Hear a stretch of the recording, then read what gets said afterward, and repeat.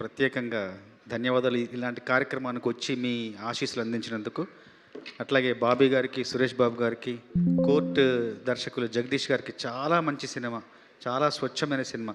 అట్లా విజయ్ బుల్గానే ఎంతో మంచి సంగీతం వస్తున్నారు. ఆదిత్య సంగీతం, మంచి సంగీతాన్ని ప్రజల దగ్గర తీసుకెళ్తున్నారు. అట్లాగే నాని గారి అక్కయ్య గారు, తర్వాత పిల్లలిద్దరు రోషన్, శ్రీదేవి కోర్టులో ఎంత సహజంగా నటించారో మళ్ళీ అంతే గొప్పగా నటించే అవకాశం ఉన్న కథనం ఈ సినిమాలో ఉంది. తప్పకుండా స్వచ్ఛమైన మీ నటనకు సహజమైన కథ తోడైతే మరింత గొప్పగా రాణిస్తుందని మనస్ఫూర్తిగా భావిస్తున్నాను.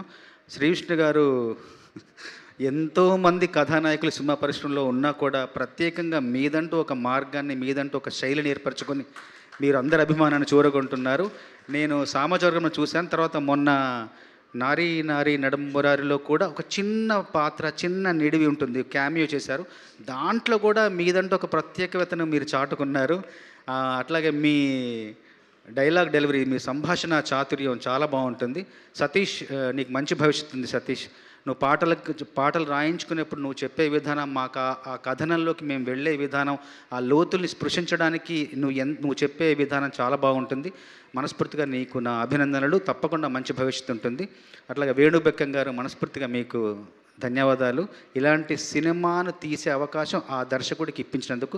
కోనగారు, ఇప్పుడు తమ్ముడు చెప్పినట్టుగా ప్రచారం, ఎంత పెద్ద సినిమా అయినా, ఎంత చిన్న సినిమా ప్రచారం లేకుంటే సినిమా లేదు, ప్రజల దగ్గరికి వెళ్ళట్లేదు. మీరు ఈ సినిమాకు చేసిన ప్రచారం ఎంత గొప్పగా ఉందంటే సినిమా చరిత్రలో ప్రచారానికి ఇది ఒక ఉదాహరణలాగా ఉంది. అయితే ఒకటి ప్రచారం ఎంత చేసినా కూడా సినిమా చేరువవుతుంది, కానీ అందులో ప్రతిభా నైపుణ్యాలు ఉంటేనే సినిమా గొప్పగా ఉంటుంది. అందులో ఈ సినిమాలో ఆ ప్రతిభా నైపుణ్యాలకు ఎలాంటి కొదవలేదు. తప్పకుండా ఈ సినిమా మరొక మైలురాయి అవుతుంది. వాళ్ళ చరిత్రలో, మీ చరిత్రలో కూడా మైలురాయి అవుతుంది. మనస్ఫూర్తిగా నేను అందరినీ కూడా అభినందిస్తూ, సినిమాలో తమ్ముడు 3 పాటలు రాశారు, నేను కూడా మంచి పాటలు 3 రాశాను. అందులో అంటే నా శైలికి భిన్నంగా రాసిన పాట తిప్పుకుంటున్నావు, అది చాలా ఆదరణ పొందుతోంది. సినిమాకి అది చాలా ఉపయోగకరంగా ఉంటుందనడంలో నాకెంతో ఆనందంగా అనిపిస్తోంది. కళ్ళే ఎగరేస్తుంటావు, అంతలో పళ్ళే నూరుతూ ఉంటావు, అల్లరి చేస్తూ ఉంటావు, ఇంతలో సల్లని మాటలు చెబుతావు, అందరికంటే సిన్ని మొల్లిలా అలిగే నూగూసుంటావు, సందే దొరికితే పెద్ద మనిషిలా పెత్తనమే చేస్తుంటావు, ఎన్నో ఎన్నో ఏషాలేసి దీపం చుట్టూ పురుగును చేసి తిప్పుకుంటానవు నన్నే నీ చుట్టూ దిప్పుకుంటానవు, మంచం చుట్టూ దోమ లెక్క, బెల్లం చుట్టూ ఈగ లెక్క, గుడి చుట్టూ భక్తుని లెక్క, బారు చుట్టూ తాగబోతు లెక్క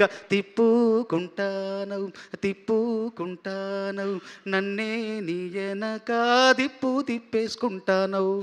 తర్వాత ఇందులో రామ్ మిరియాల్ గారు పాడిన పాట కూడా నాకు చాలా ఇష్టం. అందులో లొందాలున్నా బొందాలున్నా నేనే ఎల్లే సడకు, ముందరికే పోతుంటాను రానే రాదు ఫరకు, ఇచ్చేవాళ్ళు ఇస్తుంటారు గడికొక్క జరుకు, చచ్చిపోయే కర్మేం లేదు చేసుకుందాం వర్క్, రాజమ్మో ఇడిసిపోయిందిరో రాజమ్మో పొడిసిపోయిందిరో, నన్నింకా మరిసిపోయిందిరో, నా గుండె ఇరిసిపోయిందిరో.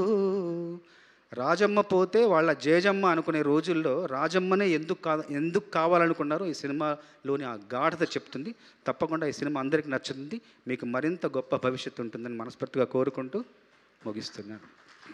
ఆ మ్యూజిక్ ఇన్స్ట్రుమెంట్ ఏమైనా ఒకసారి మీరు ఈ పాట వద్దులేండి. అట్లాగే ఈ సినిమాలో నటించిన యోగిత గారు, తర్వాత